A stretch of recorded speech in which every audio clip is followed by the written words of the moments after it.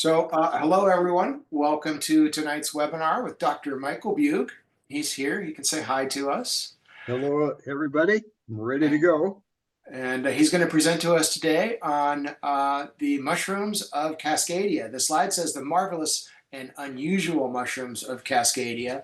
So I'm prepared to be delighted by that. For those of you that don't know Dr. Beug, oh my gosh, he has been just a influential mycologist out of the Pacific Northwest for generations now, whether that's writing books and articles, coming to conferences and teaching people, or being a professor at Evergreen State College. I think now you're professor emeritus there at Evergreen. He has a new book, Mushrooms of Cascadia, which is actually the second version of the book. There was another one before this. And this is the really nice replacement. It's a very nice book. I think he's going to talk a little bit about that. So we're really lucky to have you here today, Dr. Beug. I'm excited for you to share all your knowledge and wisdom about the mushrooms of the PNW. I'm going to turn my video off and turn it over to you and let you get going here. And I'll just pop back in and interrupt you as people have questions for you. Okay. Okay, ready to go.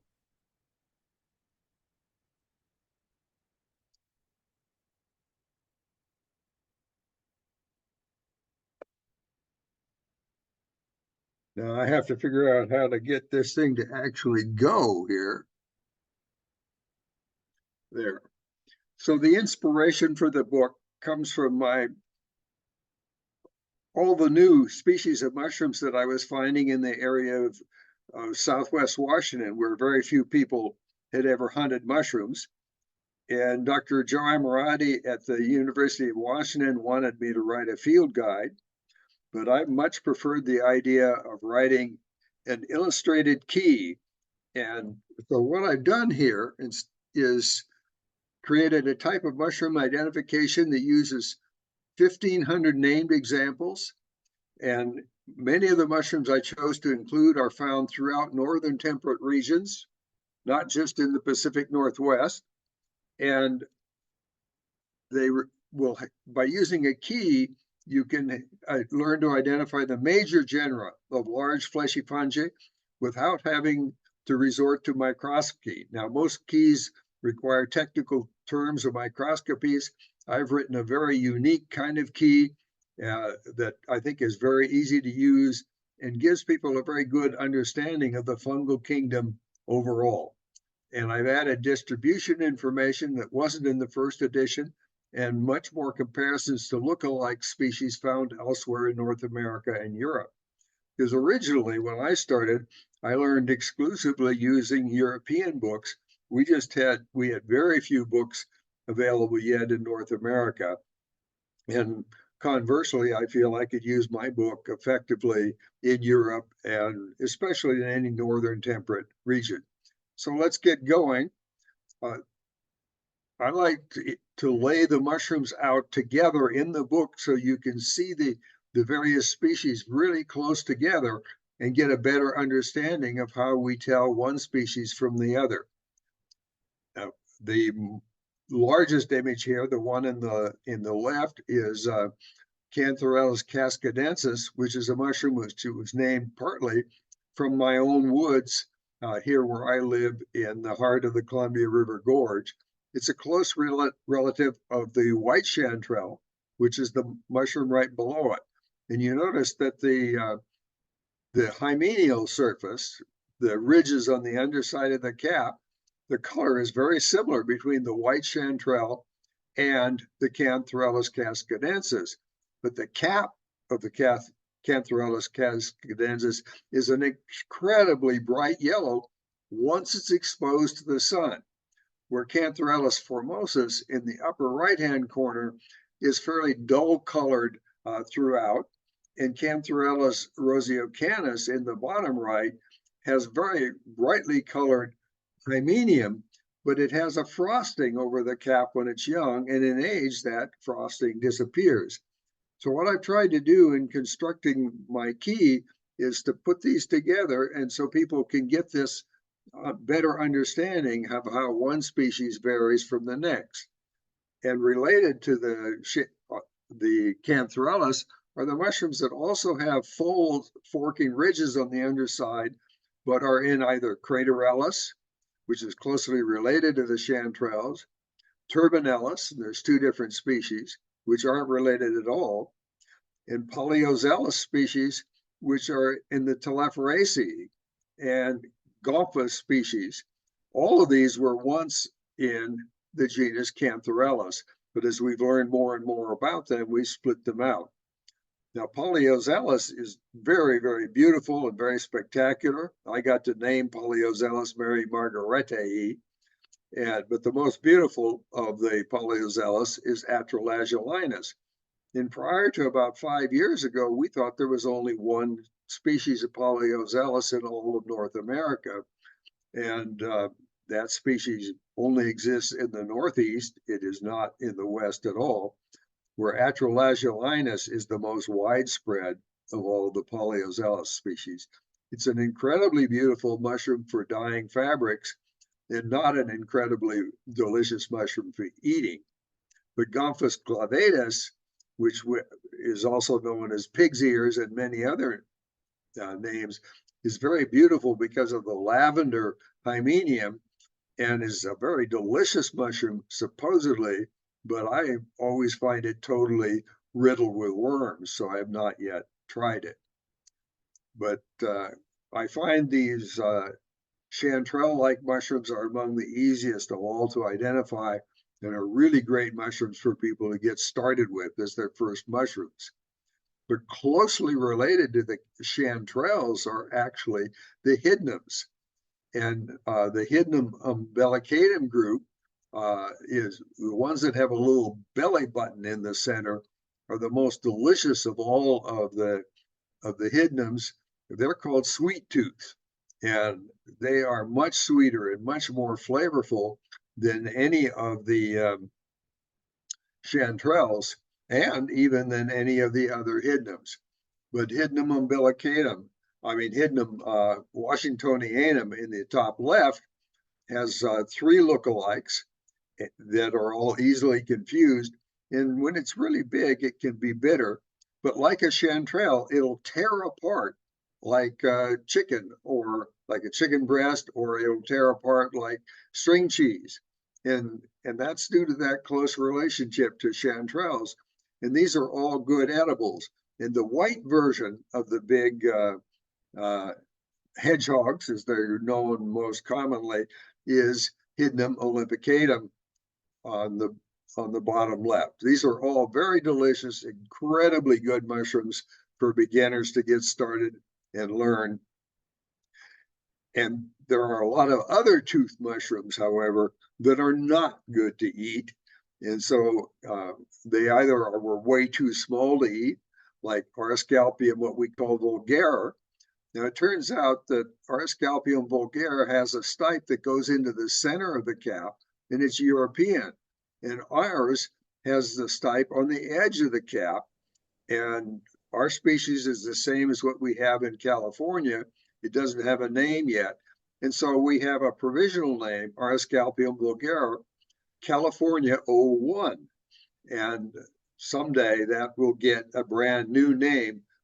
But the fact is that from this book, you'll see something that you recognize as Arscalpium vulgare. You'll see it in Europe, and you won't even realize that the European is slightly different. And it's just a difference in where that stipe is attached. And a lot of other, yes. Sorry to interrupt you. I have a question on the previous slide. Yeah.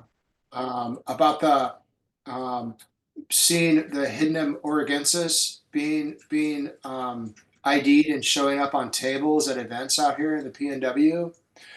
Can you talk about the oregensis, and is that something we should pay attention to? Well, the mushroom, the umbilicatum on the bottom right, that particular image is probably Hydnum oregonensis. And but we also suspect there's several lookalikes. And that's why I stick with the Hydnum umbilicatum group. And without DNA, I don't know for sure whether this is actually oregonensis. But that's what I think the one in this picture is. Okay, so that's only going to be available through a DNA or microscopy or something. Not even microscopy. It won't get you there. It's got to be DNA. Wow, thank you. And some of these things you just need microscopy to separate. Um, and for example, what we thought like Sarcodon, a lot of the things that were in Sarcodon are being moved to Hydnellum. But for a long time, Sarcodon was the species that had significant teeth, and Hydnellum is more woody with really short teeth. And many of the Sarcodons and Hydnellums are really wonderful mushrooms for dyeing fabrics and making pigments. But very few of them are very good to eat, and none of the Hydnellums are good to eat. They're all woody, and these Sarcodons that are illustrated are not good to eat either. We have a question about that Oroscalpium vulgati. Bulgari, yeah. Oh my gosh, if I have to keep pronouncing these when people ask the question, No, we are in trouble. the trick is do it with confidence. Uh-huh. Thank you. We don't know the I'll correct pronunciation at all. And well, years ago, my mentor Kit Skase got together Alexander Smith, who was and Alex and Rolf Singer, and they were the two leading American mycologists.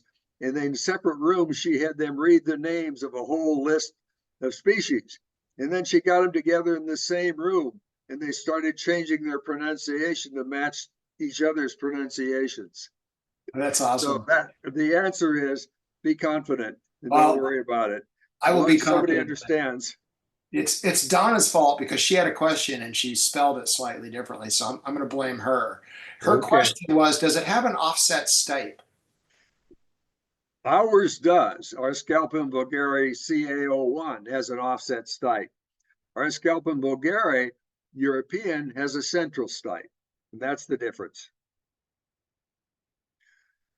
But the ones with teeth that I really get excited about are the Hericium species. Yeah, and the two that I like the best, and we have 5 different Hericium species in the Northwest. Hericium arenaceus is all over North America. It's in Europe. It's very rare, but I'm not sure of the full spread of Hericium abeatus, but there are Hericium abeatus lookalikes all over North America and Europe.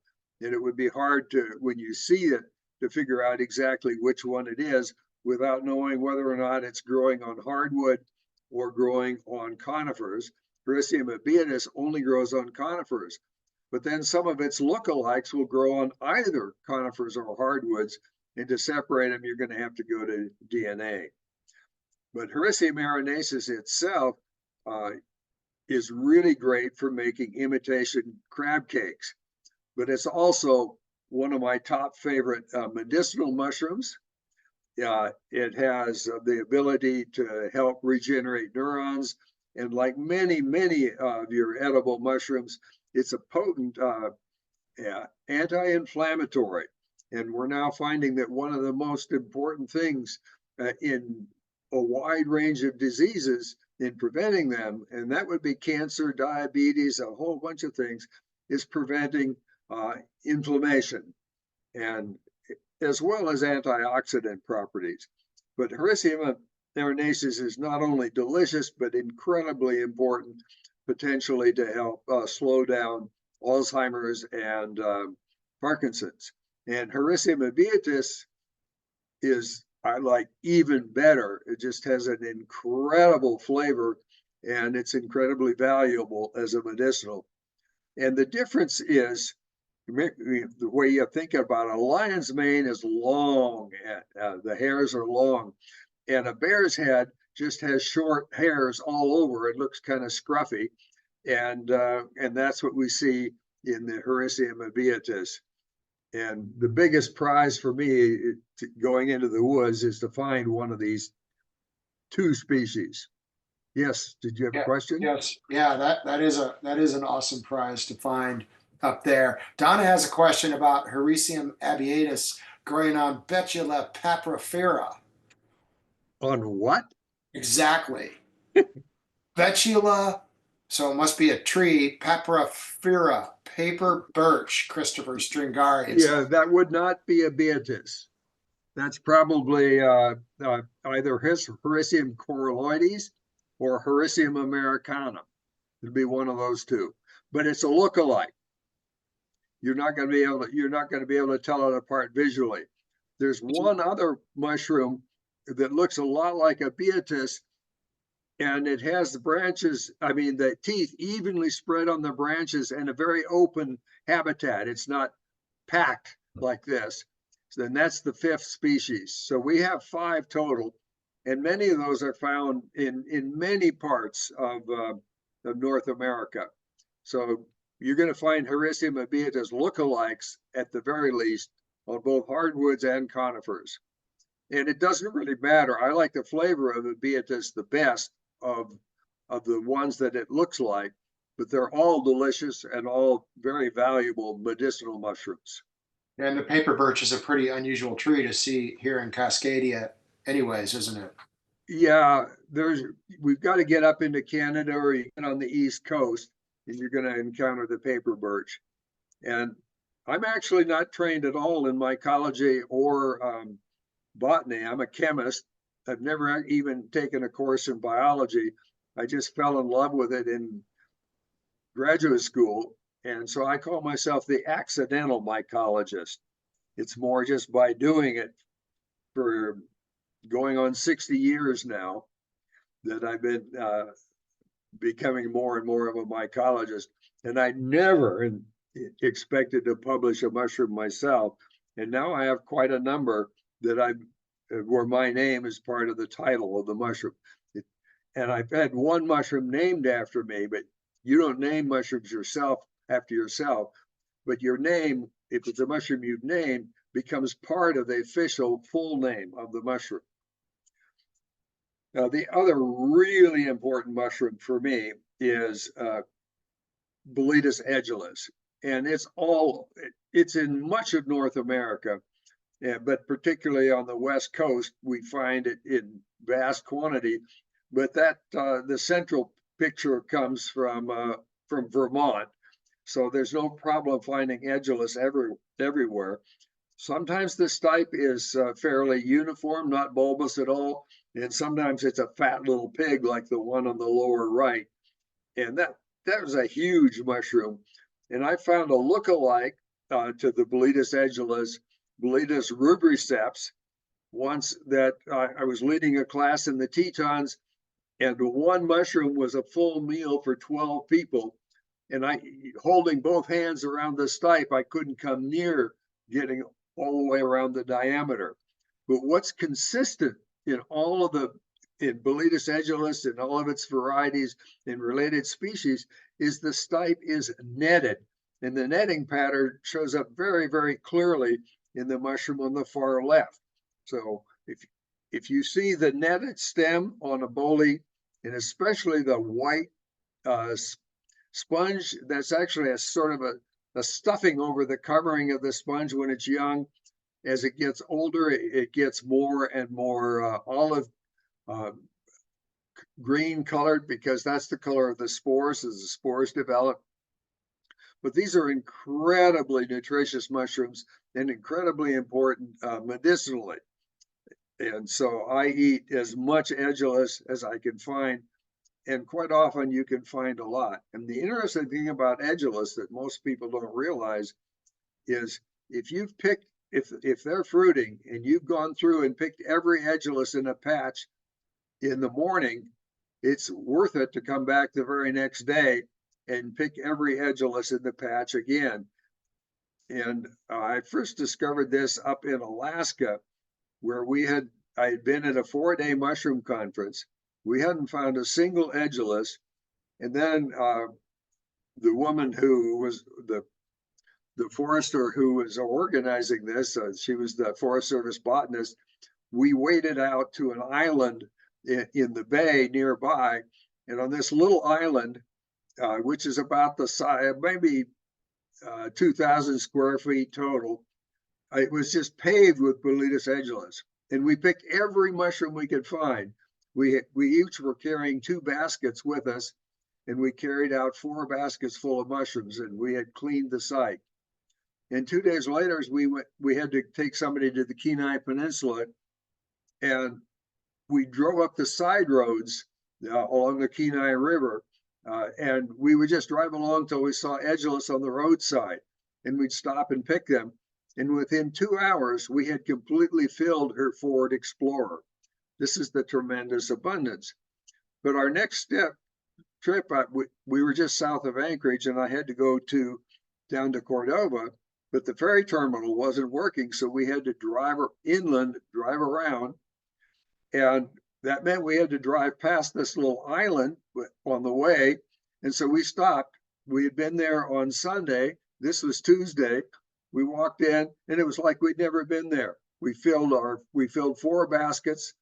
We gave away half of our mushrooms on the Upper Salmon River where we spent the night, and then we drove down to Valdez and took the ferry down to Cordova. But meanwhile, we told her husband to go back to the site on Wednesday, Friday, and Sunday, and he scored every single day that he went. But meanwhile, we learned a year later that their friends had gone Monday.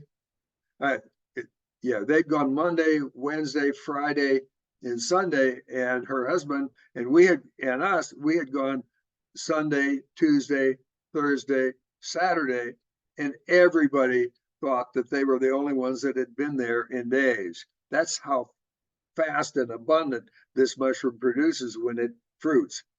And then I like to either dry it or make it into cells. And so on those big days, we would have to come back and spend most of the night getting the mushrooms processed to get ready for the next day. So Boletes edulis and its group of related species, which included Boletes borrosii, the white king. Now, edulis can have a white cap, but the white cap will be slightly viscid, where the borrosii has sort of a frosting when it's young, and it's very, very dry. Boletes regineus, the queen bolete, has sort of a grayish frosting over the cap that disappears. The cap color is very variable, but you can see the netting quite clearly on the queen bolete. It doesn't show as clearly on borrosii, but they are netted. The spring king is also netted. They all have white sponge when they're young, and Boletes fibrillosus. This is the group of king boletes, and these are the only things left in the whole genus Boletes. Everything else that we call boletes has been moved to new segregate genera. And 2 of the particularly good ones that I love to find and eat are Boletes mirabilis, which only grows on rotting hemlock. It's unique to hemlock, and it has a sort of an orange peel texture cap that's very velvety. It just feels luxurious, and it tastes like lemon. It's a mild lemon flavored. And Boletes smithii, which are the 2 on the right-hand side, it's a blue bruising bolete. And for a long time, I didn't eat any blue bruising boletes because many of them are bitter. But this particular one, again, has that mild lemony flavor. It's very distinctive. The stipe always has red on it, and the cap may or may not be red, and the stipe actually may or may not be very red. And Alexander Smith years ago told me that they named it in his honor because he is so changeable in mood, and Boletes smithii, now Boletes smithii, is so changeable in coloration. But it's always very distinctive. There will be red either on the stem or the cap, and it won't taste bitter when you sample it.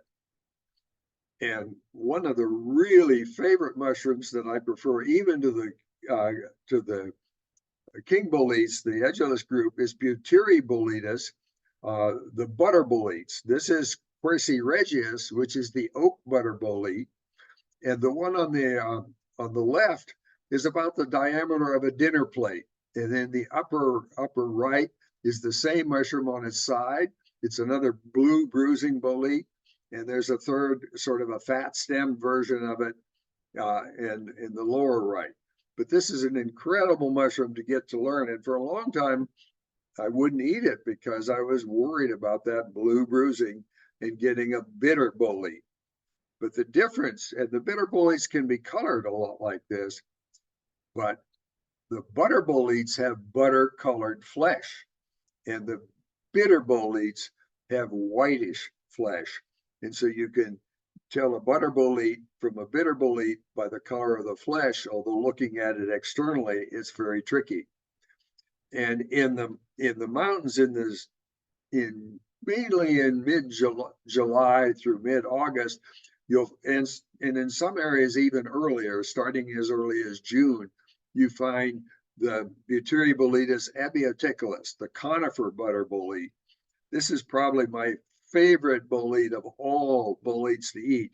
It stays nicely crispy when you cook it. It doesn't get limp like a king bolete, and the flavor is absolutely marvelous. It bruises blue, but it looks very, very much like a butter bolete. But notice the slight butter yellow tinge to the flesh, and that lets you know. Because sometimes when you taste a bitter bolete, the conifer bitter bolete is the one in the center, it will be mild when you taste it in the field. And it isn't until you put it in the frying pan and cook it up that it's incredibly bitter.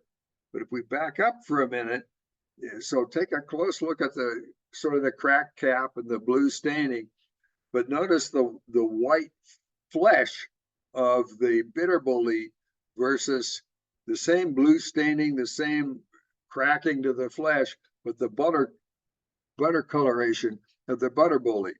Now, several times I've tasted the bitter bolete in the field and been fooled, particularly Caloboletus marshii, the oak bitter bolete has fooled me a couple of times because it'll taste quite mild. And I thought, oh, I'd found a unique new species of butter bolete because I knew it wasn't the Quercy regius. But as soon as I put it in the frying pan, it was so bitter. And the same would be true of Caloboletus rubripes, a conifer bitter bolete that's characterized by having red on the stipe and is colored a lot like Pulcheroboletus smithii.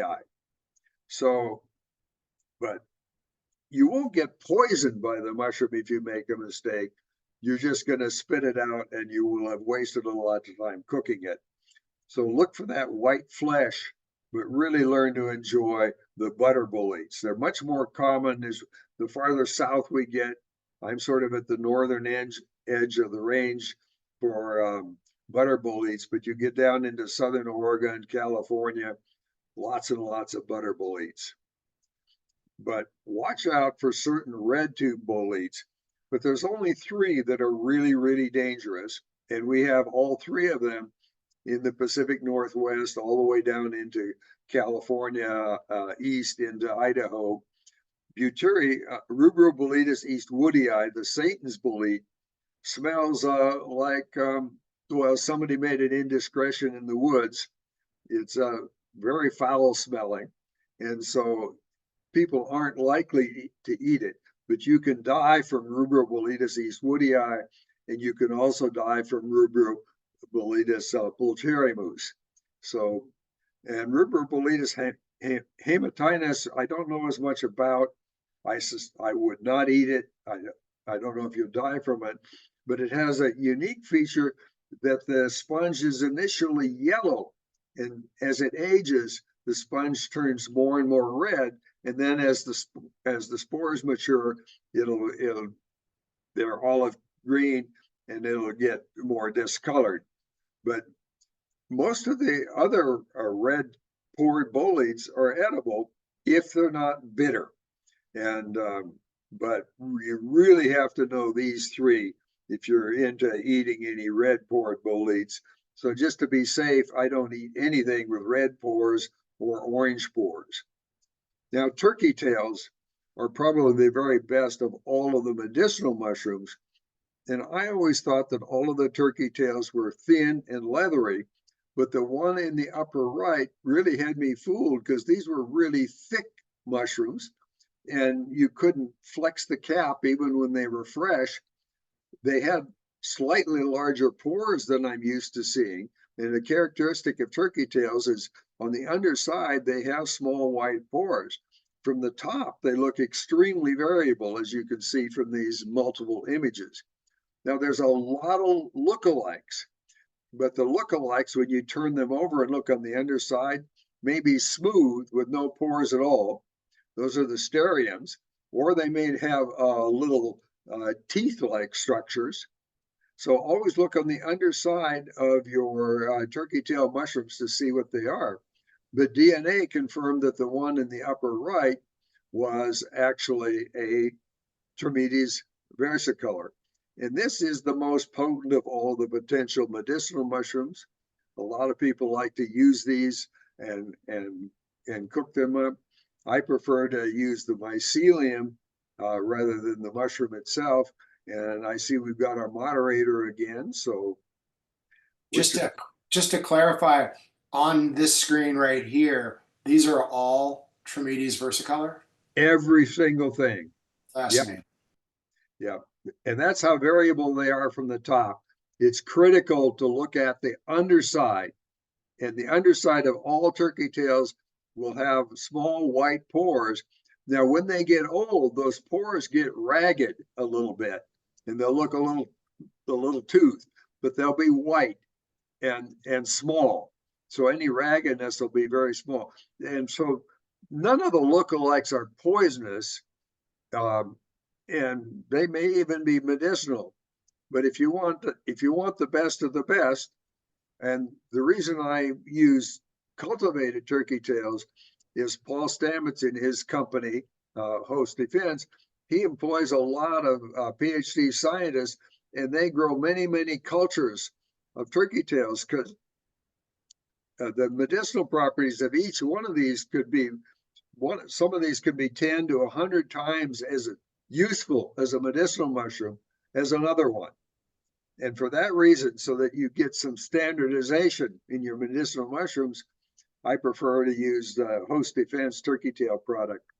Now, the mushrooms are, and the mycelium is growing on either rice bran. You can also grow the mycelium on oat bran. And it turns out the rice bran and the oat bran get turned into an additional supplemental synergenic medicinal compound. So another reason to use the myceliated product, because you know what the strength is going to be, and you get very predictable results. So I just admire these mushrooms in the field, but I'm using the both mushroom extracts and ingesting the mushroom mycelium powder daily. Are there other mushrooms in the field that will look similar to turkey tail and have pores but are not versicolors? Are there other Trametes or? No, there are other Termetes, yes. And it can be hard to tell whether you've got Termetes versicolor or Termetes acraceus. It's another reason I don't like or Termetes gibosa. There's a whole bunch of Termetes species.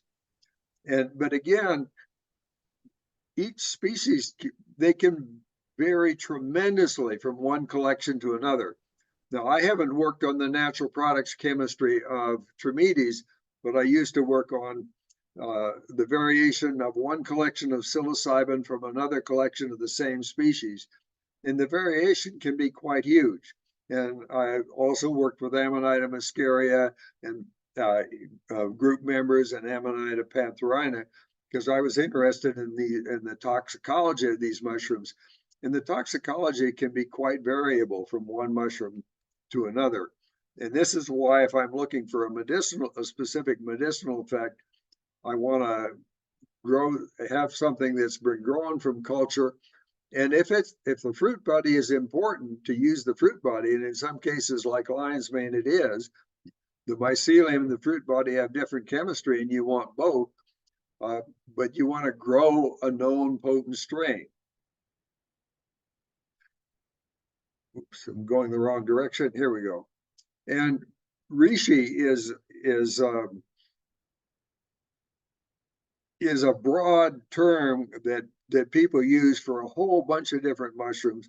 And again, in the field, we have no idea how one reishi compares to another. Now, these mushrooms are annuals. They grow 1 year and then die. And people can, when they're quite fresh, can actually slice them up and cook them and eat them directly.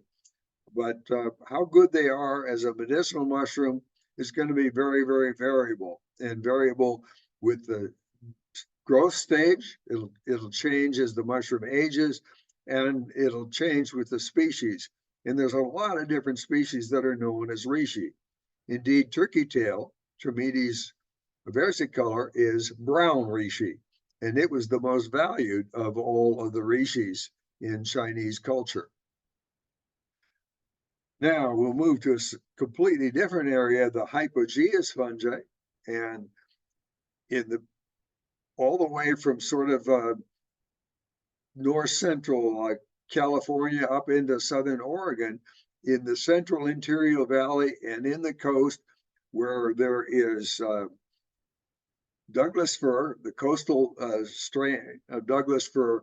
There's several different tuber species that have this incredible odor and flavor. I got to go on one mushroom hunt. It's best to use a dog so that you find only mature mushrooms, because an immature tuber organense has very little flavor and is not particularly valuable and not very interesting. And the real value in the tuber organense group, and there's at least 4 species, is that you can wrap say an ounce. In fact, in the picture on the far left, that's a ½ an ounce of ripe tuber organense. And then you fill the rest of the jar with cheeses, whole raw eggs, butter. I actually filled this jar completely up, put the lid on it, put it in the refrigerator for 2 days. And after 2 days, I took all the food out. And so I had this delicious truffle butter, delicious truffle cheeses. And then I immediately cracked a couple of the eggs and made scrambled eggs and used truffle butter on the toast for one of the most incredible breakfasts ever. But the real trick is I didn't eat those tubers. I put them in a fresh paper towel, filled that gallon jar up with a bunch of cheeses, and sometimes I use whole ripe avocados. Don't use anything like rice that isn't oily. You have to have oily foods, and you want a fairly porous cheese, so really soft, dense cheeses don't absorb the flavor well. But eggs, butter, and many different cheeses. So I did that 3 times, and I had a total. There were 8 of us on this mushroom hunt, and we got 16 ounces of truffles. It cost us $1,200 for the guide and the day, which included a gourmet lunch.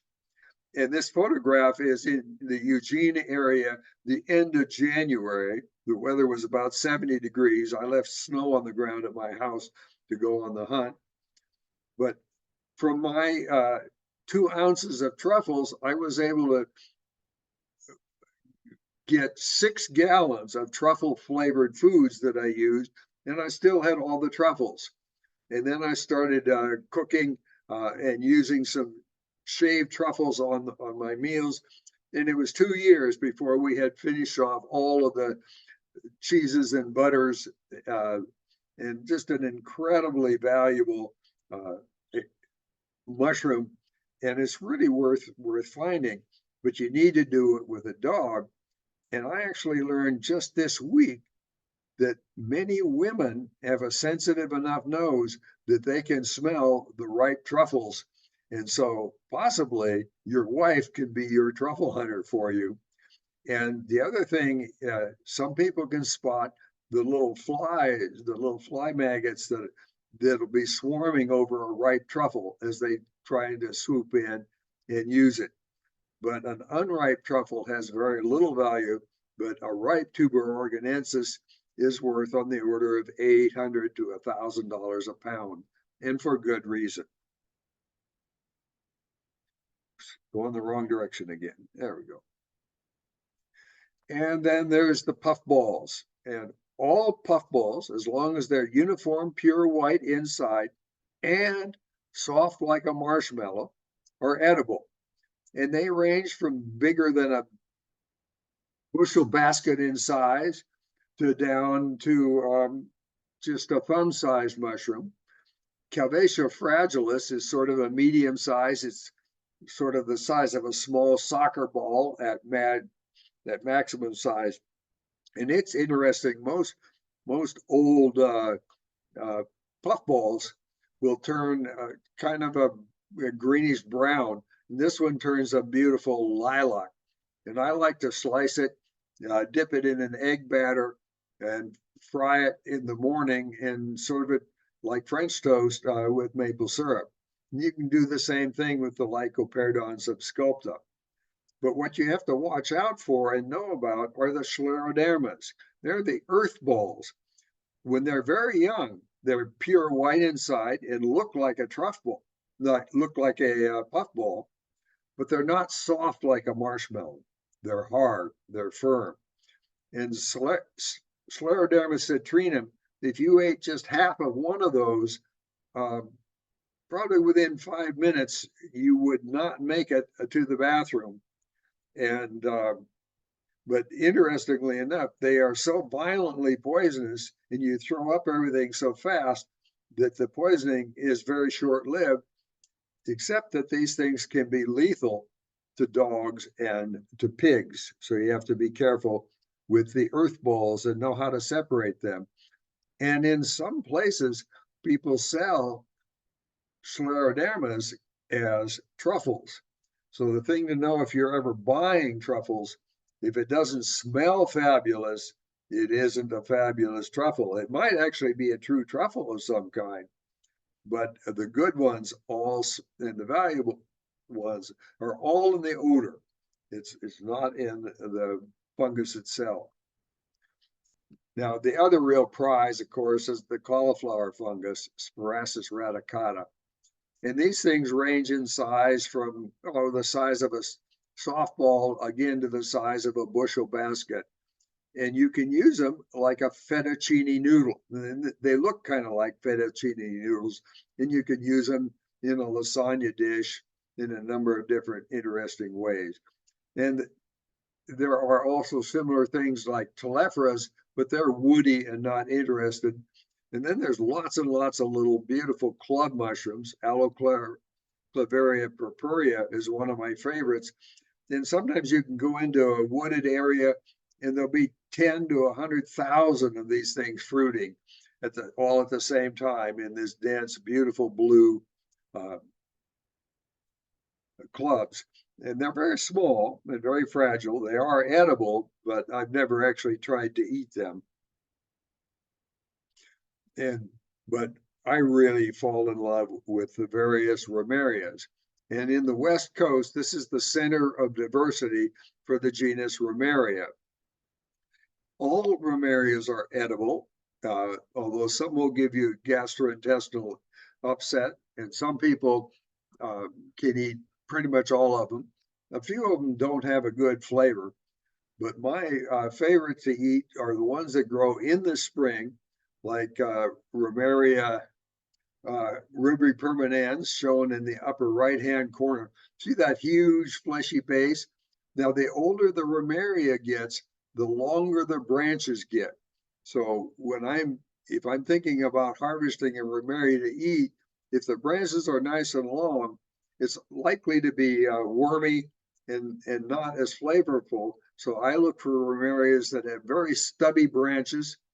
And there's also one called Ramaria rubri evanescens that looks a lot like rubri permanens. It's paler pink at first, and it soon fades to all white. But it has this big, beautiful fleshy base, and both rubri permanens and rubri evanescens have sort of a hazelnut, nutty flavor. Really great eating.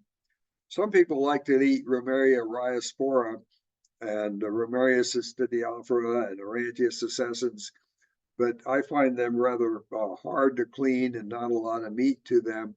They make interesting dye. All the different Ramarias make the same color fabric dye, but some people pick them just as dye fungi. Getting the right identification on a Ramaria, unless it's one of the reddish ones, or unless it's one of these giant spring Ramarias, is very, very difficult because they almost all fade to cardboard color in age, and they take special techniques to identify. So when you find a Ramaria and you want to identify it, you want to note the colors right away because the colors fade fast. You cut them in half from top to bottom through the middle, and you look at the color up in the branches, the color just above the base, and the color in the base. Then you look at the texture of the stem. Is it fibrous?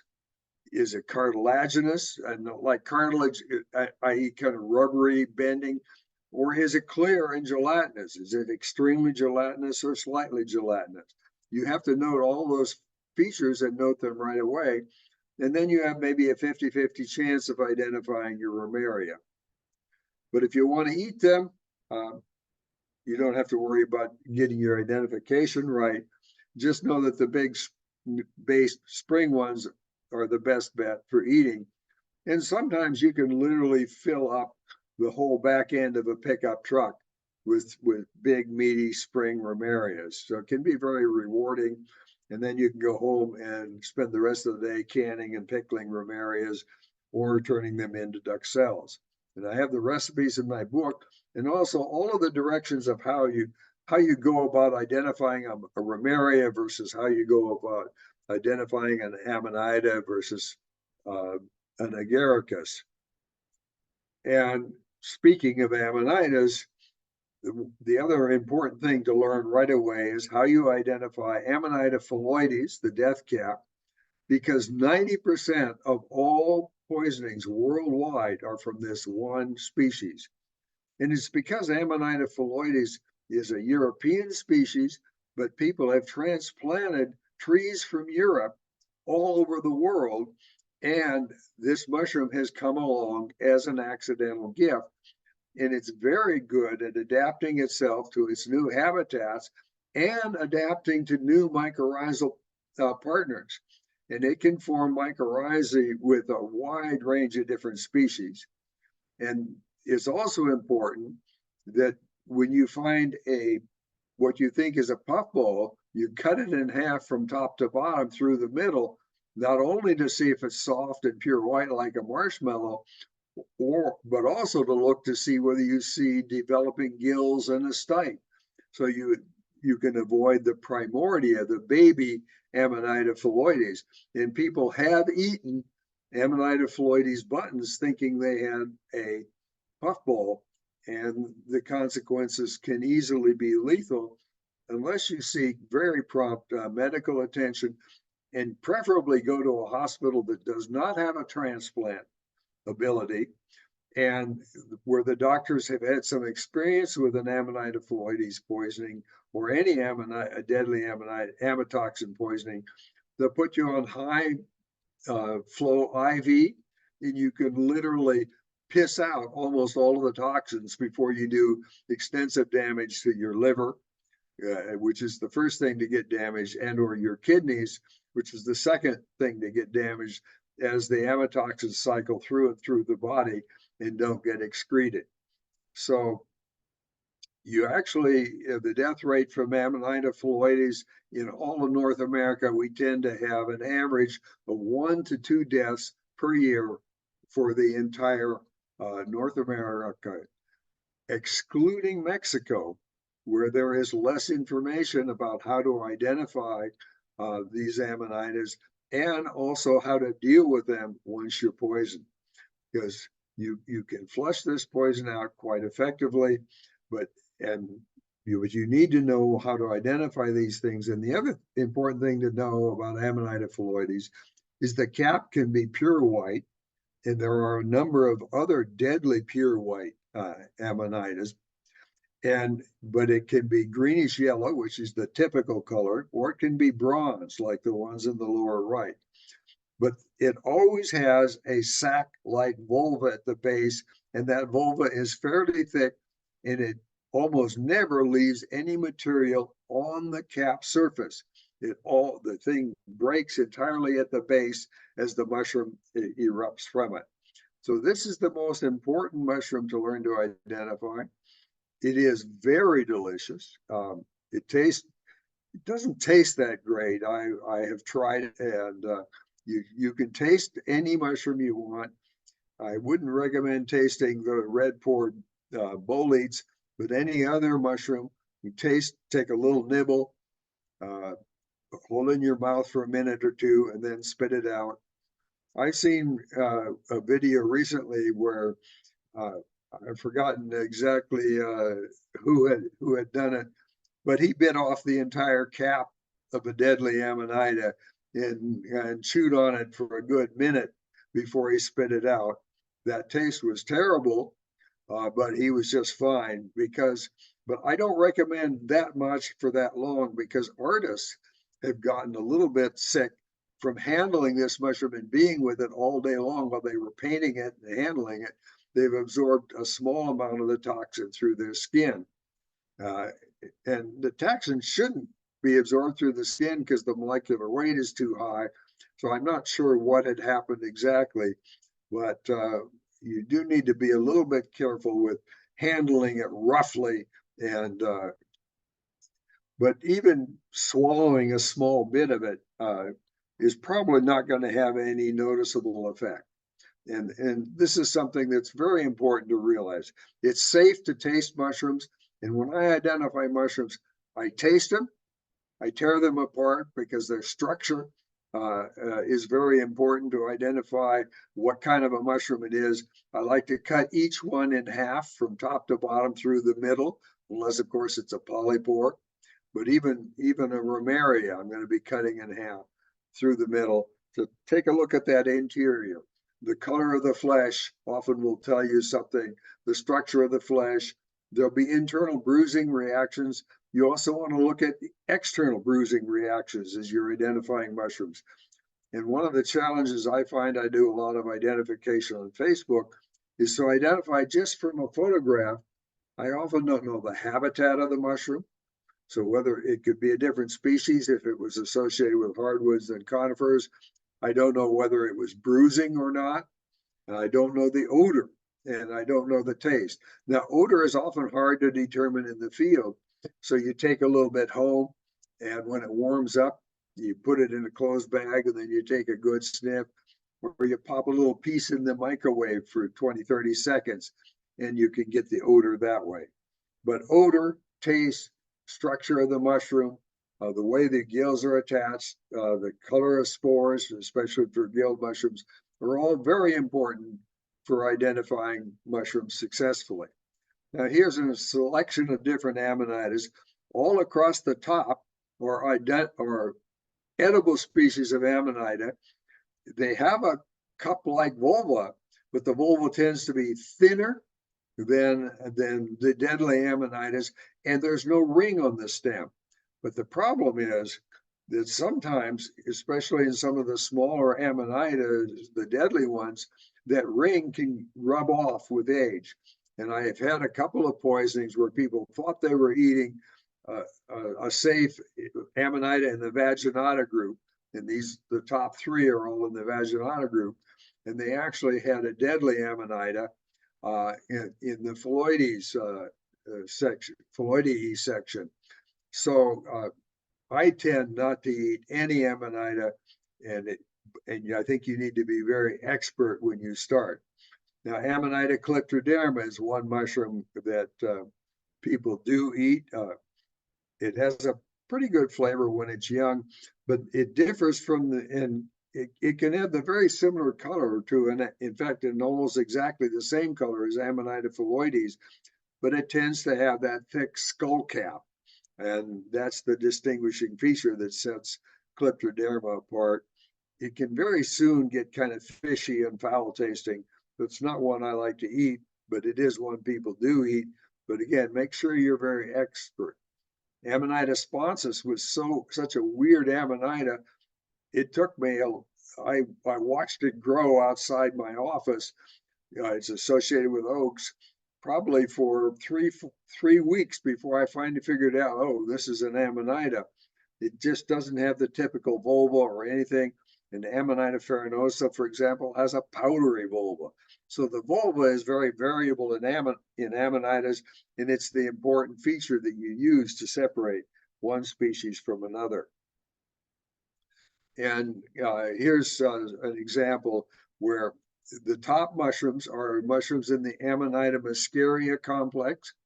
Now, Amanita muscaria, variety muscaria, which is the main European species, has white warts on the cap, and the mushrooms, and it can occur in cities in North America because it can come over with trees that have been imported from Europe.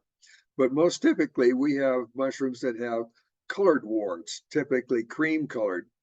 Now, it's going to be in the Amanita muscaria group and have the same toxins and the same toxicity as muscaria.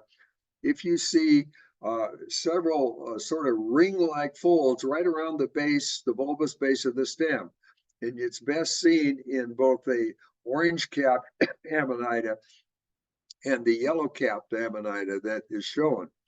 Now, in the Pacific Northwest, so far, every Amanita that we have done the genetics of turns out to have the same genetics, and it's consistent with what we think is the real Amanita chrysoblema that was named in the Midwest in 1918. But we don't have an original, useful DNA from that original chrysoblema. And so we have to reestablish what chrysoblema is or have a totally new name for our mushroom. But it can be white, it can be tan, it can be yellow, it can be orange, it can be brick red, it can be fire engine red. So highly variable color. And Amanita muscaria variety of Flavivulvata has exactly the same range of colors. And Flavivulvata is more common in California and so far has not been found in the Northwest. But both of these things are found in much of North America. And when we get on the East Coast, there's a bunch of additional Amanitas in the muscaria group, like Amanita persicina, but they all have very similar toxicities. Now, the Amanita pantheranoides group, which are the bottom three on the right, have a rolled collar vulva. And Amanita gemata has a slightly different but a similar single ridge of tissue at the bulbous base. And so we can, but the Amanita gemata group is hard to separate from the Amanita pantheranoides group. And indeed, years ago, when I was doing the chemistry of these things, I found that the darker the cap color, the more toxic the mushroom was. And these mushrooms have a toxin in addition to they have the same toxins as the Amanita muscaria group, but something else that makes them even nastier to consume. And but it's quite legal to eat any of the Amanita muscaria or pantheranoides gemata group mushrooms. And my theory is that they're legal because they make people violent and therefore more warlike.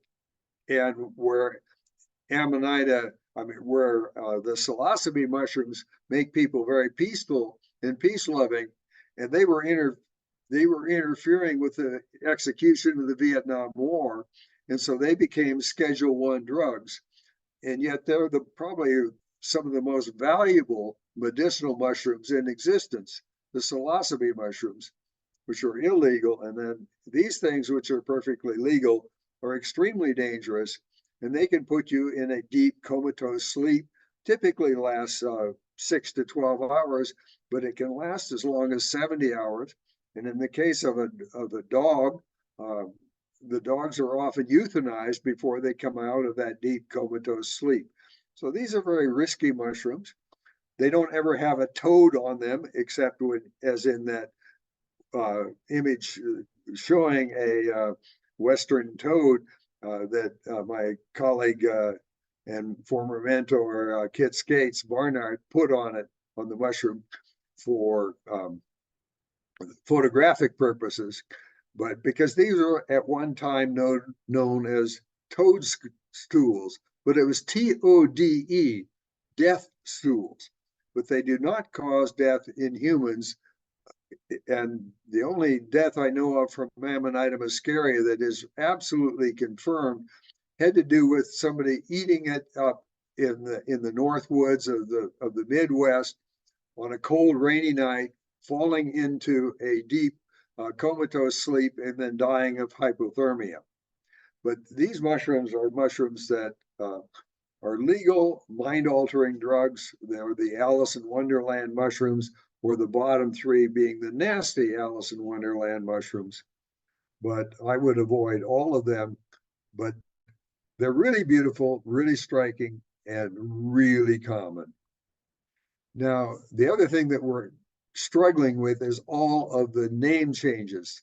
Just as my book was coming out, everything was moved out of Lepista and Clitocybe, or virtually everything, and placed in the genus Colibia. And then 3 weeks later, after the book had gone to print, some of the same authors changed their mind and restored many Clitocybes by changing the type genus, the type species for the genus Clitocybe, and therefore they could restructure everything in something that made more sense. But meanwhile, we wind up with a whole bunch of confusing name changes. So Lepista tarda was changed to Clitodia tarda, but they decided to move it back to Lepista. Same with Lepista glaucocana, but Lepista nuda is genetically enough different that when they changed it to Clibia nuda, it remained there. It doesn't fit in the new definition of Clitocybe. So we have to get used to ongoing name changes. And one of the things I do on my website is I will be posting the name changes as they begin to solidify, so that if you have a copy of my book, you can keep updating the current things and names. And here's some of the name changes that we've seen. The Geronima atrialba was Clitocybula. There was way back a long time ago Clitocybe, but people recognized that it was genetically different, moved it out to Clitocybula, and then eventually to Geronima. And again, Clitocybe dilatata has long ago been moved out of Clitocybe into Leucocybe conata, because genetically, when you look at what it's related to, it's not related to the Clitocybes. It's something quite different. Now, this mushroom, Leucocybe conata, is probably loaded with muscarine, and so is a very toxic species. And Colibia rivulosa, which was Clitocybe rivulosa, but has also been a whole bunch of other Clitocybe species like DL beta. It has very high levels of muscarine, and it can even cause death, potentially in young children, but definitely death in dogs. So it's an important one to learn and know, because it grows in lawns commonly, and it often grows in a fairy ring. Now, any mushroom that's a saprophyte can grow in a fairy ring. And so you have to look, if you think you're picking fairy ring mushrooms, you have to know what an actual Marasmius aureates looks like on the underside. Its gills are widely spaced, not closely spaced, and they're not decurrent. And so it's a distinctly different mushroom. And also that mushroom, the true fairy ring mushroom, Marasmius aureates, dries out, and it'll dry out in your lawn in the summer, but when it rains again, it revives. Like Colibia rivulosa, when it dries out and it rains, it just turns into mush. Now, the ones on the bottom all smell like anise, but interestingly, Clitocybe deceptiva and Clitocybe fragrans were moved to Colibia, but returned to Clitocybe. However, Clitocybe odora turns out to be unrelated. It just shares in the anise odor. But when you look at the genetics, it doesn't fit in Clitocybe, so it remains in Colibia. These mushrooms, that anise scent, can be used to flavor a dish, but you're only going to want to use about one Colibia odora or a couple of Clitocybe deceptivas in a dish, because the flavor of anise or licorice is very, very strong. But they're very interesting mushrooms for their odor. Another mushroom that's interesting for its odor, but a very different odor, which is typically dirty gym socks and cinnamon red hots, is the Tricholoma marilianum, the white Matsutake. And it has several interesting features. One, its aroma and its cooking, you don't want to cook it in butter and oil like you cook almost all other mushrooms. You want to cook this thing with a very minimum amount of oil, or cook it in your rice cooker. And especially the stems. The stems are really, really tough. And if you could cook those stems in a pressure cooker and soften them up. But they're so tough that when you hold a Matsutake in your hand, you lay the stem across the palm and you squeeze with all your might in your thumb. Unless the mushroom is wormy, it will not rupture. Now, Amanitas smithiana can be mistaken for a Matsutake, but if you put a smithiana in your hand and you press down moderately hard with your thumb, nothing happens. But you start to press down really hard with all your might, and Amanitas smithiana ruptures. And you don't want to eat an Amanitas smithiana because it'll shut down your kidneys, and you're going to wind up in the hospital for a month, sometimes 2 or 3 months on kidney dialysis. Your kidneys eventually recover from Amanitas smithiana, but you're going to have one heck of a mushroom of a medical bill if you mistakenly eat a smithiana for a Matsutake. So you really want to know how to identify a Matsutake. And first of all, it very rarely sticks up very much out of the ground.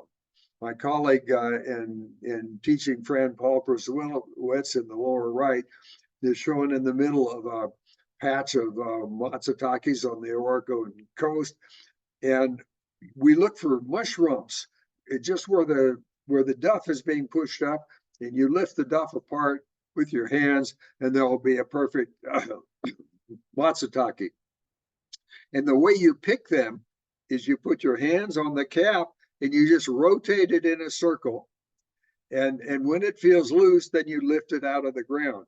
You don't want to disturb the mycelial mat, and then this thing will keep producing, often for weeks and weeks. And it's still Matsutake season right now. And I found Matsutakes clear into early January in the Pacific Northwest. And the farther south you get, the later in the year they will grow. And as an aside, I just signed on as a sponsor for a bill to name Tricholoma marilianum as the Washington State mushroom, and it will be presented to a senator who likes the idea, but before Christmas, and then it will be presented to the legislature in the spring, and hopefully we will have a new state mushroom for the first time.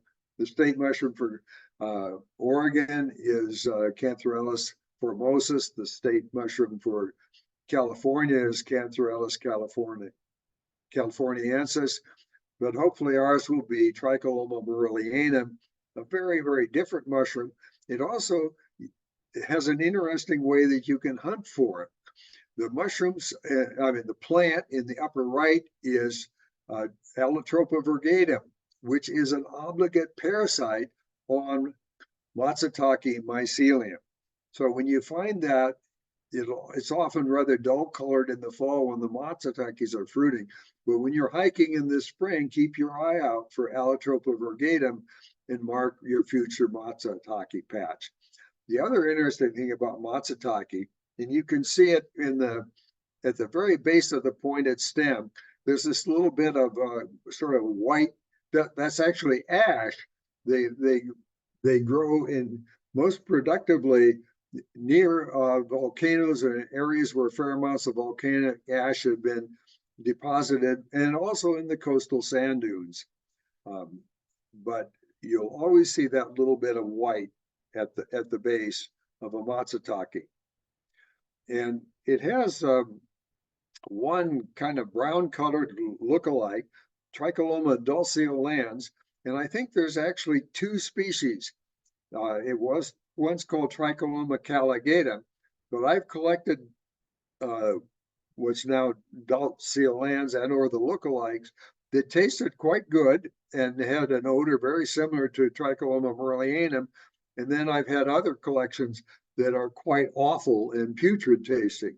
So I really suspect we have two different species.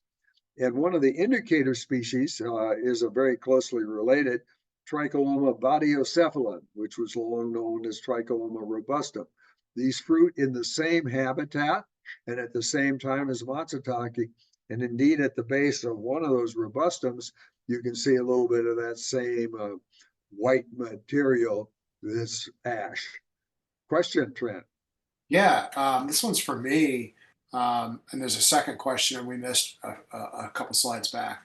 On this Tricholoma dulceolans, I saw those recently in Eugene at the Mount Pisgah Mushroom Festival there. And they smelled just like Merlinium. They looked to me just the same, but they were a little smaller, a little petite. Do you have any tips on how to know this when you see it? Yeah, it looks like a slightly dark, small Matsutake.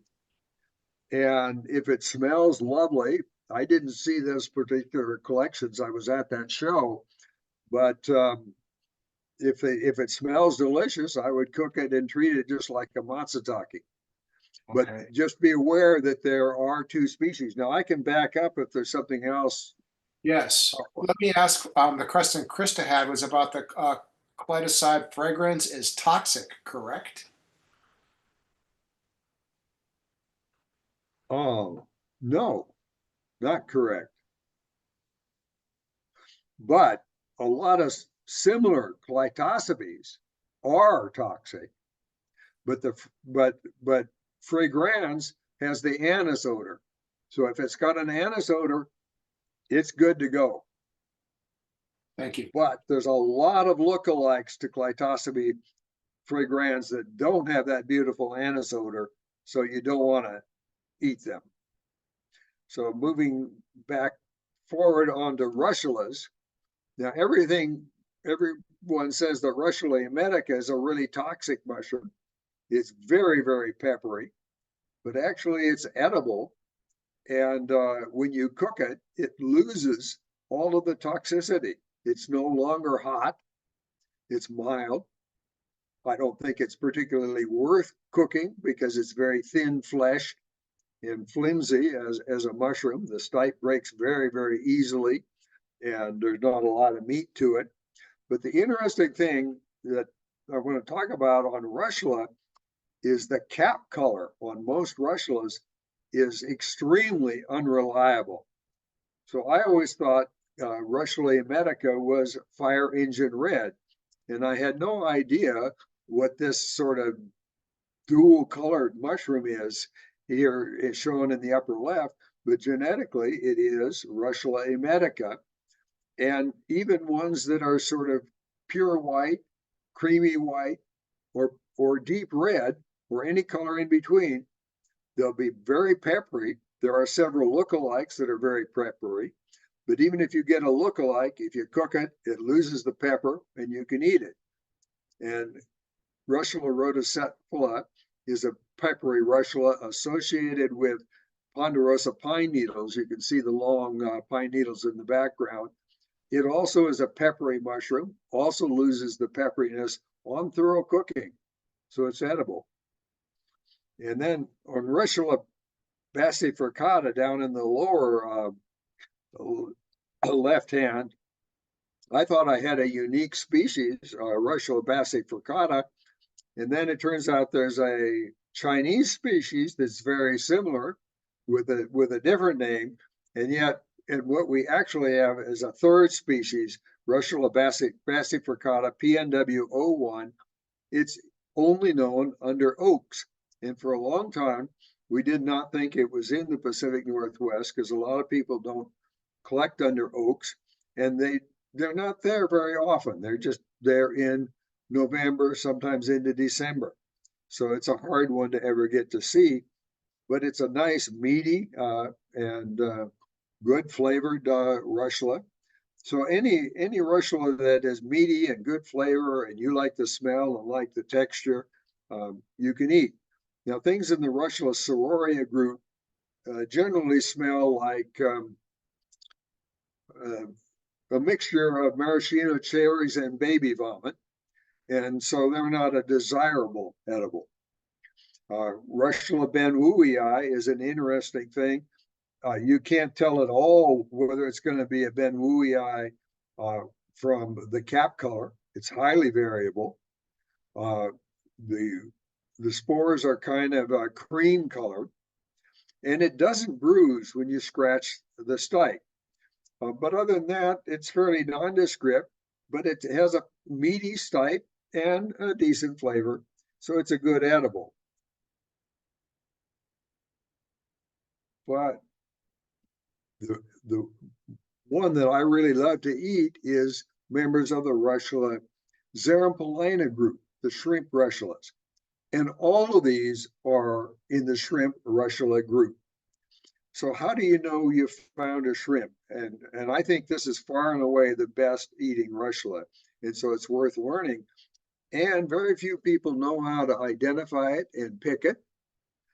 So what I've learned to do, and literally just this year, after over 50 years of collecting these things, is I take my fingernail and make a thin scratch as soon as I pick it.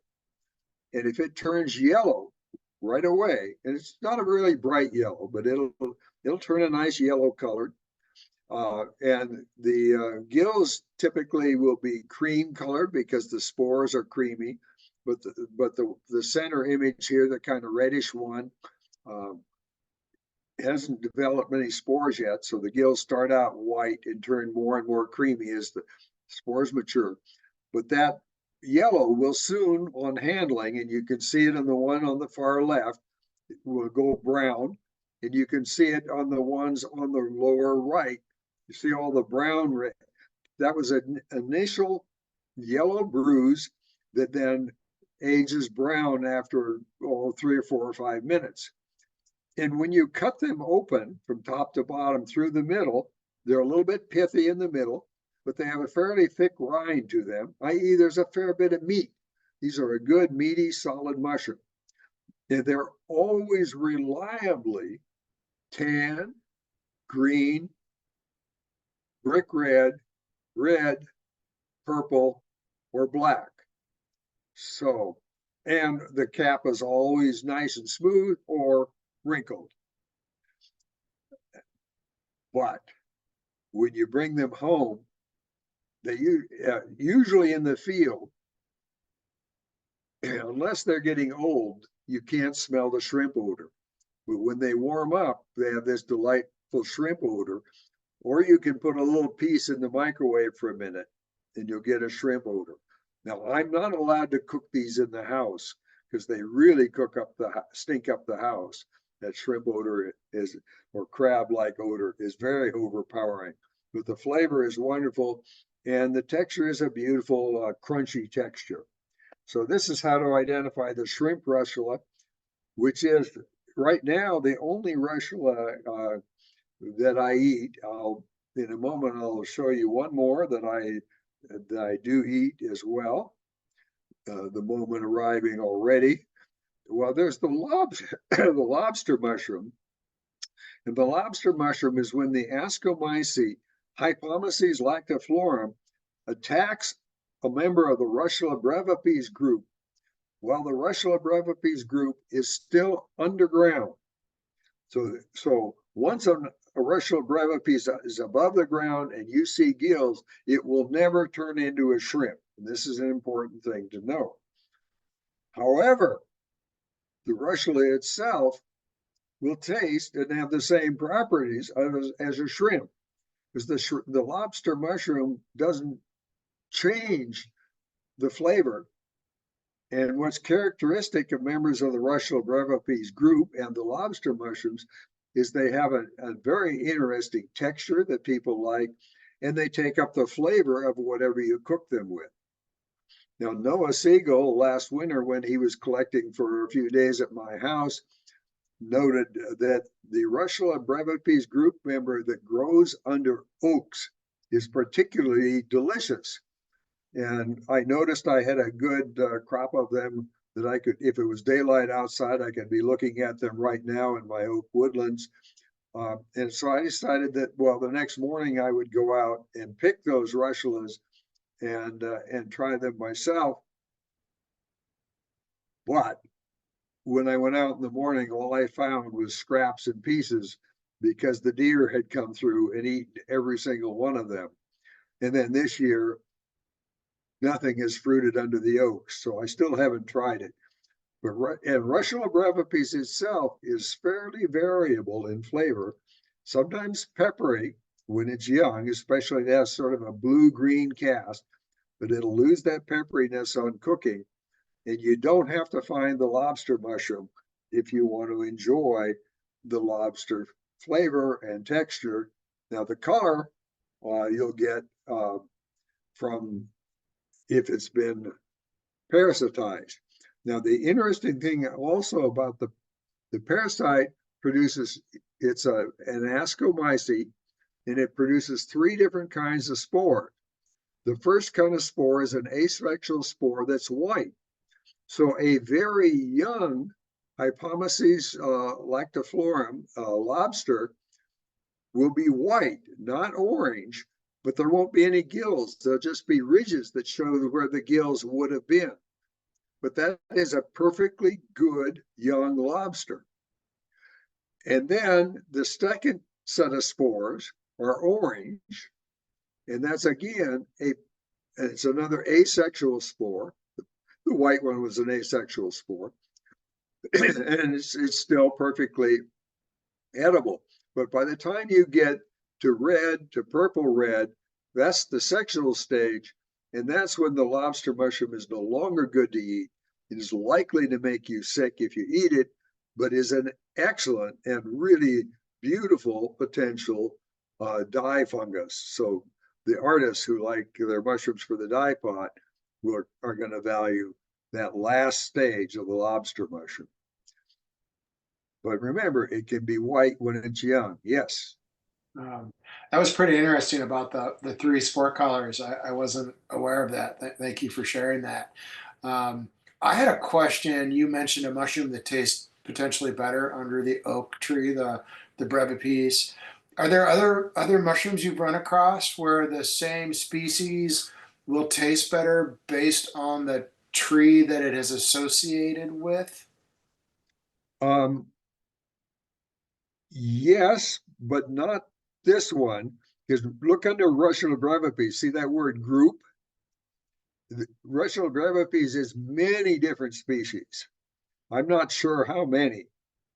And different ones on the East Coast and on the West Coast. It's just a huge mess. But they all, you'll look at them and recognize them regularly as brevis. There's a small version that's really peppery that goes by Russula cascadensis, but all the rest of them are unnamed. So that oak Russula brevis group member is actually a unique species, and it has the unique flavor. But I have seen mushrooms, well, for example, a specific morel species, depending on the habitat, I've had it that was absolutely inedible, just awful flavored, and the same species in a different habitat, very delicious. So there's two different things going on. But in the case of the oak brevipies, it's a unique species. Species. Okay. Ken asked a second ago, I think going back a few slides, what was the name of the mushroom that grows by the Matsutake? And I don't know if he meant Oh, mushroom it's plant. not a mushroom. Well, let's back up a little bit. We got to go back a few. Allotropa virgata. Whoops, one too many. It's that candy stripe plant, and it parasitizes the Matsutake mycelium. So the Matsutake is exchanging nutrients with its mycorrhizal tree, and this is just coming in and robbing it. Does that answer that question? Okay, now moving forward, there's the Lactarius mushrooms, which are in the Russulaceae. They're closely related to Russells. In other words, they're brittle. They break crisply and cleanly, kind of like an apple or a piece of chalk. And in fact, sometimes you can, on certain Russulas that have a fairly substantial stipe, you can actually hear a nice pop, very similar to the pop if you were breaking a piece of chalk. But the Lactarius species either exude milk. Now, in some of them, especially the ones that have an orange or a reddish milk, there's very little milk. So you just get a colored juice. And Lactarius aestivus and Lactarius vesper both have a sort of a reddish cast to the juice. They're all related to Lactarius deliciosus, which is found in Europe, but is not found in North America. We have the not so delicious deliciosus, the very not delicious deliciosus, and the truly awful Lactarius deliciosus. But if you do like deliciosus a lot, Estivus and Vesper are good bets. If you cook them first in salt water and firm them up nicely and then cook them. And Estivus is distinguished from Vesper because Vesper bruises markedly green, blue-green, the same as some of the other Lactarius deliciosus relatives, where Estivus has very little bruising associated with it. And another one, there's a couple others that don't bruise. So you can distinguish these by whether they bruise green or not. Now, if the milk is very reddish, that's Lactarius rubrilacteus, the red milk. Now, Lactarius alpinus has a very white milk. And this mushroom on the lower left for me was a total mystery because we thought Lactarius alpinus looks like the mushroom on the lower right. But when we finally got the DNA back, which took a total of 3 years in this case before I got the results from the collection, we found out this is the true alpinus, which has a white milk. It's peppery, but if you cook it, again, it loses the pepperiness.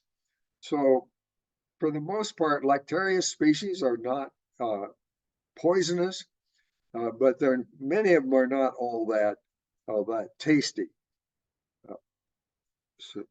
But they will give milk. Now, the mushroom that everyone is after, and I don't remember whether, whoops, I don't have it in here, is the candy cap mushroom. And I'm seeing posts, it's sort of a orangey brown cap mushroom. It doesn't stain. It's not viscid.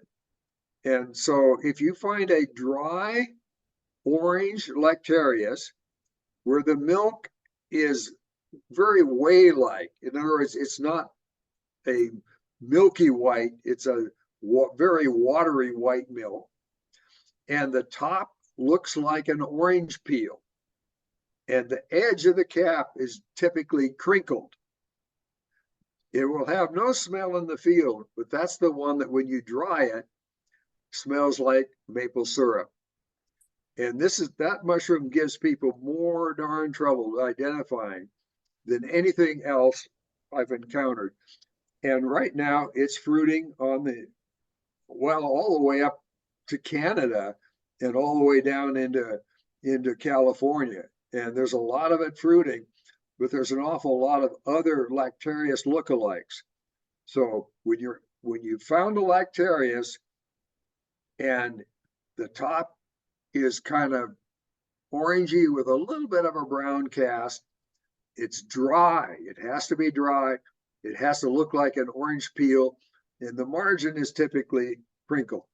Take those home, dry them, and it will smell like a candy cap forever and ever and ever. I remember when I found a unique new species of late oyster mushroom, and David Aurora jumped in his car in California and drove all the way up here just to see it. And when I opened the car door to greet him, it was just overpowering smell of candy caps. But he hadn't had candy caps in that car for a year. So they're an amazing mushroom. They're very popular for making candy cap cookies, making candy cap ice cream, but easy to identify once you know the features. Make sure you've got a dry cap, make sure it looks like an orange peel, and the milk has to be whey-like. It can't be a nice white milk.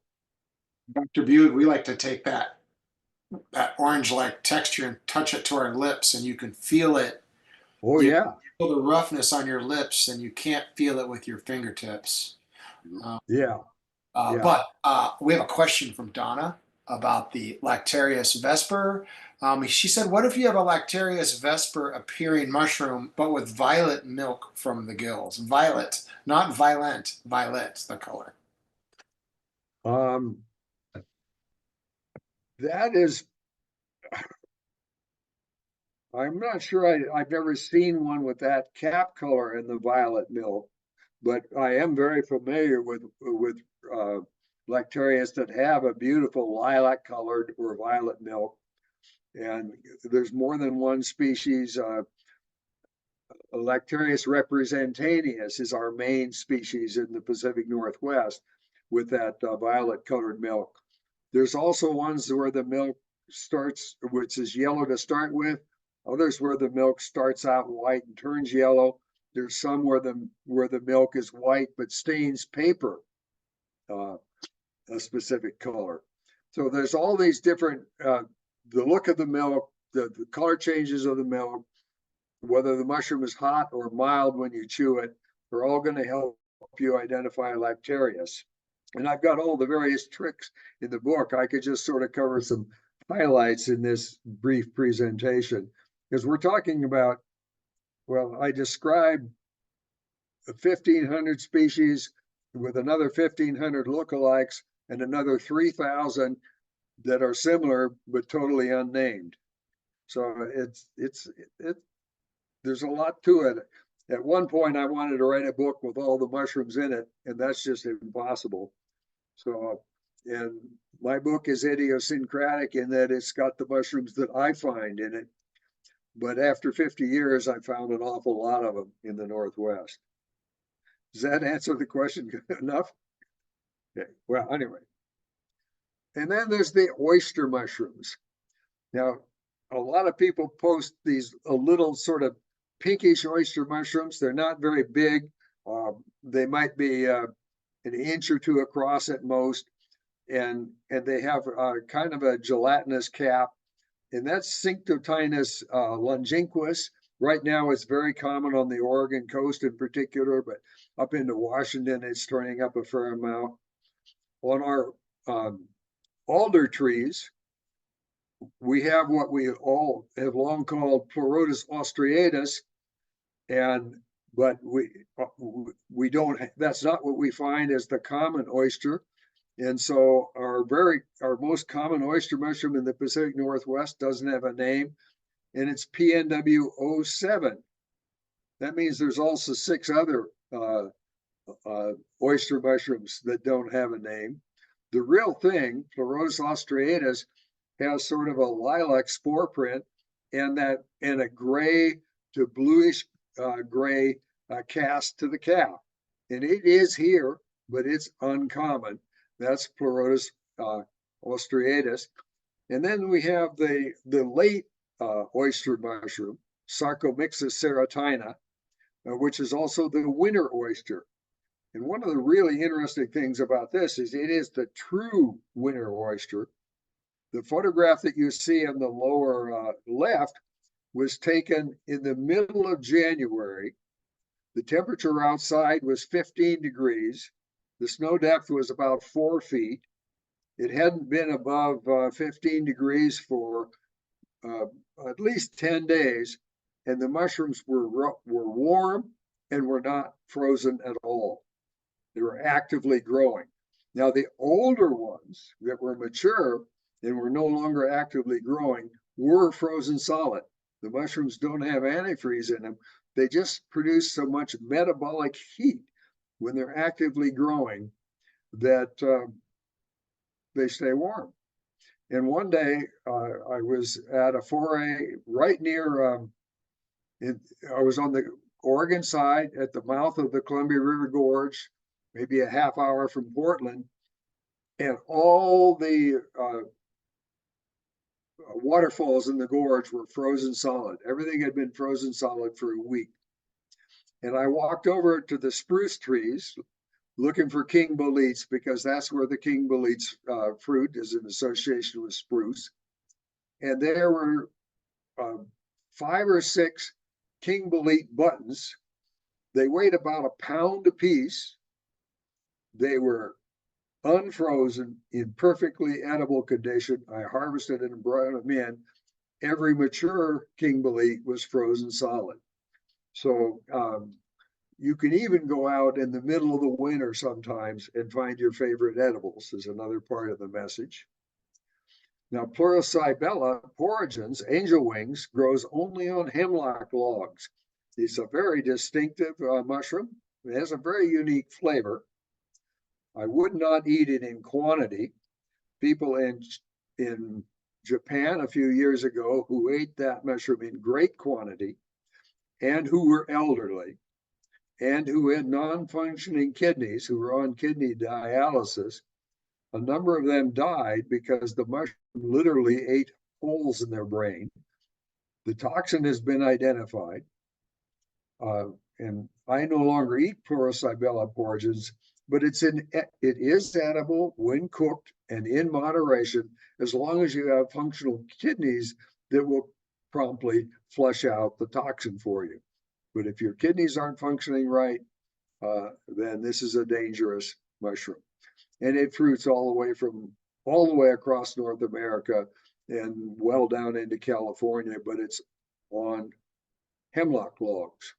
And then there's a little tiny thing that looks like an oyster mushroom, Caminophyllum candidissima, but it's tiny.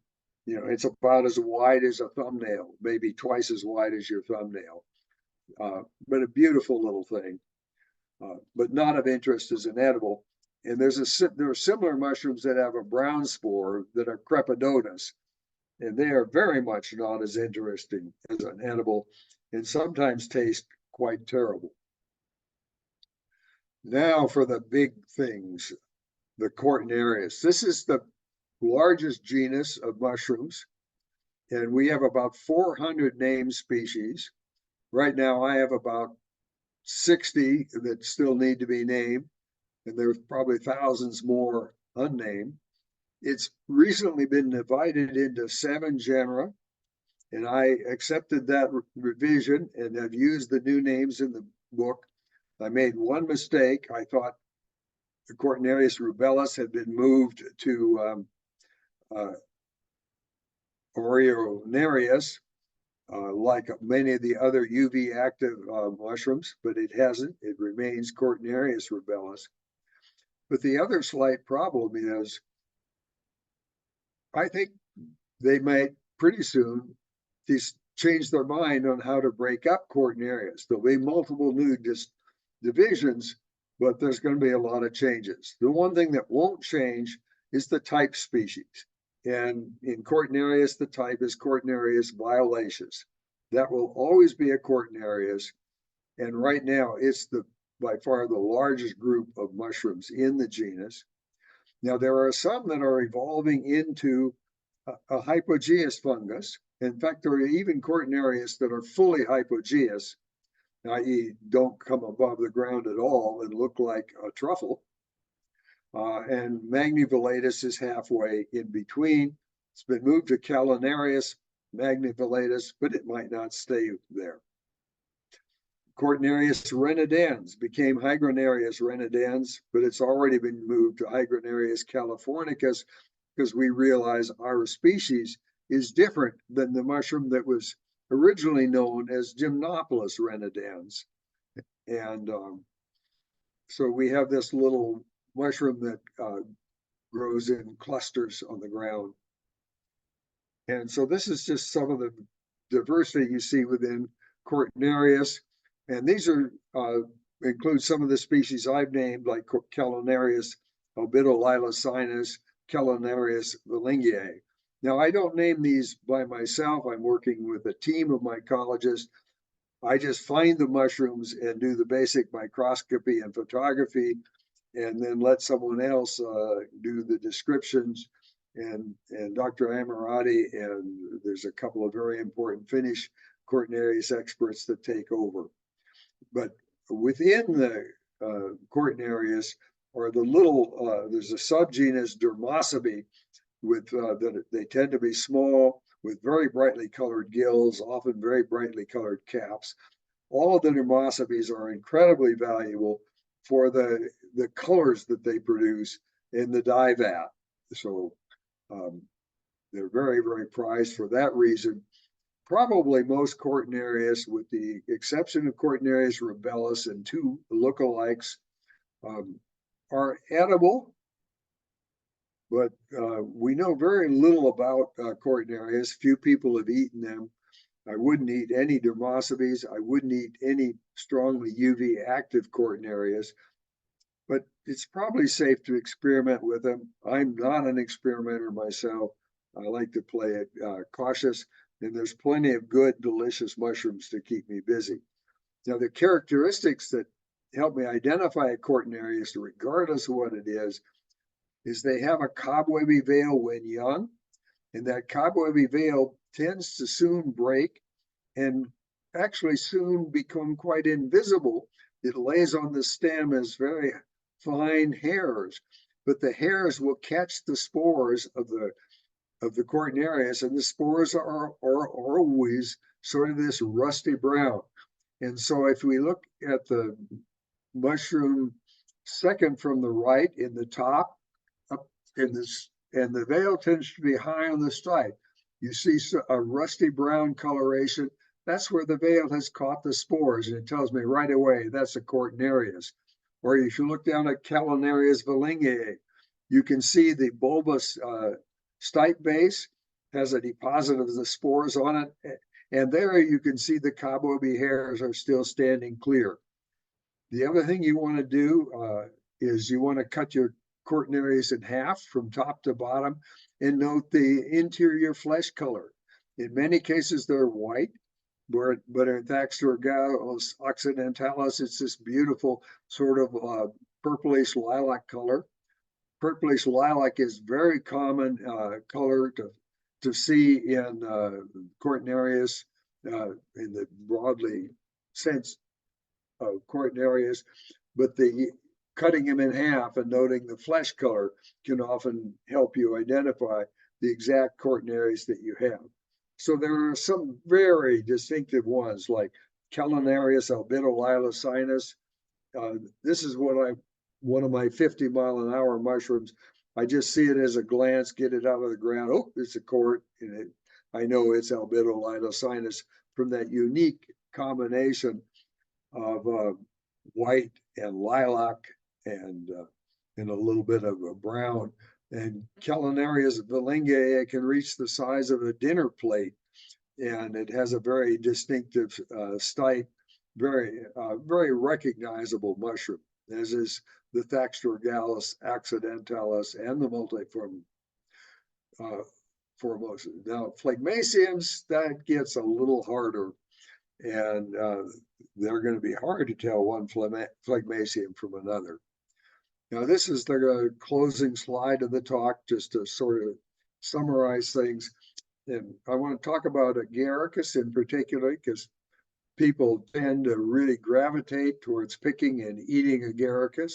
It's a very, very popular edible, especially the prince, Agaricus augustus. Now, this is a monstrously huge Agaricus augustus, but I want to talk about its features a little bit to distinguish it from the mushroom on the upper right, which is a vomit comet, Agaricus deodorensis. Now, both of them bruise yellow or orange, but the vomit comet bruises orange more distinctly at the base of the stipe, as do its relatives.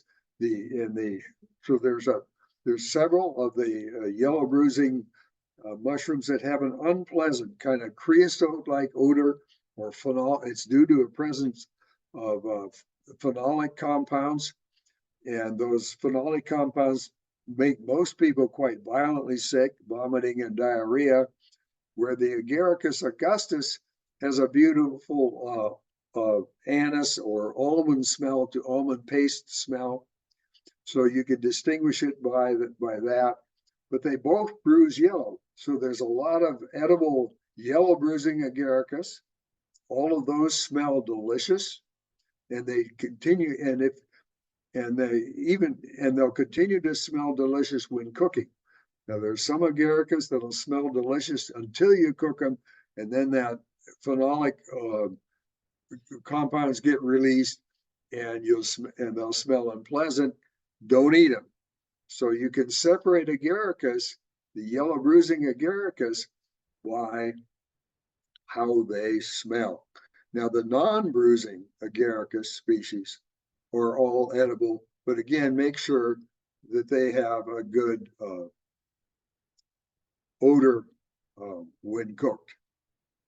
But Agaricus is the only genus where I would use the odor on cooking to tell whether or not I'm going to eat it versus throw it out.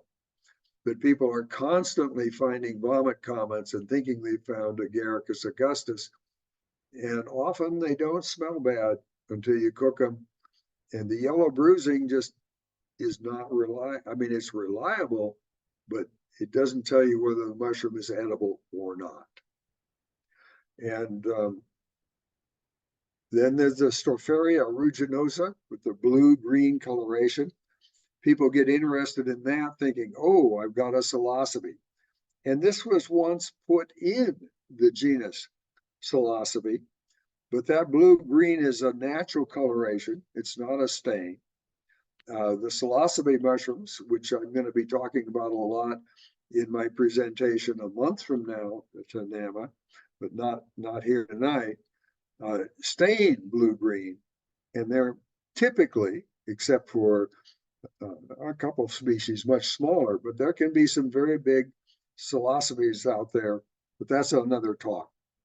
But watch out for the mushrooms that are naturally blue-green versus ones that stain blue-green. So if you're looking for psilocybin, you want the blue-green staining, not the natural color. Now, Coprinus comatus, the shaggy mane, is a very, very highly prized mushroom.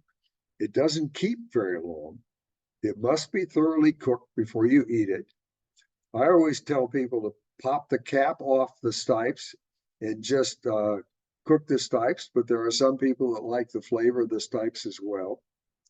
Now, the mushrooms on the right-hand side of the shaggy mane picture are only about 2 days older than the mushrooms on the left. So these mushrooms very quickly digest themselves. One way to keep them a little longer when you pick them in the field is turn them upside down in your basket and keep them upside down because they tend to digest from the bottom of the cap up. So by just turning them over and then refrigerate them as soon as possible, or even completely submerge them in water because the decomposition product requires oxygen. So submerged in water, they can't get the oxygen and they'll keep longer, but you want to cook them within a day or two. And they have an oyster-like texture and an oyster-like flavor. I'm allergic to oysters, and so I don't eat them, but a lot of people absolutely love shaggy mains. And they tend to like really hard packed ground. You'll often find them growing right in the middle of the trail or right in the middle of a dirt road or on the edge of the road. I know once I was traveling from the town of Jasper south to Banff National Park, and for 10 miles on both sides of the road, it was solid Coprinus comatus from the edge of the road to where they had cleared the forest back from the road about 100 yards. So 100 yards wide on both sides of the road for 10 miles, millions and millions of prime Coprinus comatus. Now, illegal to pick in the national park, so we just kept driving, and I wouldn't have picked them anyway, but for most people, that would be a real prize. But look for them in a hard packed ground, pick them and cook them right away, and expect an oyster-like meal. Now, I would not eat Coprinopsis atramenteria or Coprinopsis striata. And there's 3 different species. These are the inky caps. Now, there's a couple of interesting things about the inky caps. Again, they digest, they turn black from the bottom up, just like shaggy mains, but they're not at all related to the shaggy mains. Coprinus comatus is actually closely related to Agaricus. It has free gills, where the Coprinopsis species have attached gills, and they're more closely related to the Chanterelle species. Now, the other thing about it, though, is you can drink as much alcohol as you want before you cook and eat a meal of Coprinopsis, any one of the 3 different species. So I'll call it Coprinopsis striata for now, or atramenteria, which is European. And nothing adverse will happen that you are aware of, that is. But if you drink alcohol after you've had even one bite of these mushrooms, you can have very severe, what we call an adabuse type reaction, racing heart, tingling, flushed face, very unpleasant reaction. And in fact, these mushrooms were investigated as a possible substitute, as a better chemical to use than adabuse. And they were tested on male beagles. And on male beagles, they were found to cause severe testicular damage. I have no idea what they would have done to female beagles, but I have never since thought at all about eating any inky cap. So just think about that. If you want to eat them, make sure you quit drinking alcohol for as much as a week after eating the inky cap. And if you want to avoid potential cancer, I would avoid these mushrooms completely. But it's intriguing that that reaction only happens if the alcohol is consumed after the mushroom. And that's it for tonight. And I'll stop the share. Well, thank you very much, Dr. Beug. That was awesome. I didn't cover that many species, but I covered ones that I thought had some particular interesting features that people need to know. Yeah, I think the depth you went into them was very helpful. And I think it was nice to have a bit of a focus on the edibles and the lookalikes, because many of us, that's what we're really excited to learn about. So I think this was right on point. And I guess I just want to thank you on behalf of myself and the attendees, as well as from NAMA, for doing this presentation. You're going to do one in a month on psilocybin mushrooms and more medicinal and culinary mushrooms, both. okay. Because I have some important things to say about the potential anti-cancer properties, but also anti-diabetic properties of mushrooms. I'm really excited about that. I just love mushrooms. Yeah. But my main goal is, for the last 50 years, is to educate people and keep them from getting poisoned. And hopefully this helps a little bit. Right. And the topic of that one is medicinal and culinary mushrooms heal your body, mind, spirit, and planet. That's January 21st. So we'll be seeing you again. And I see a lot of people saying thank you on the chat. They're on the same mind of me. So I think we'll wrap this up and see you in a month. Okay. Thank you very much. Good night, It was everyone. fun. I enjoy it.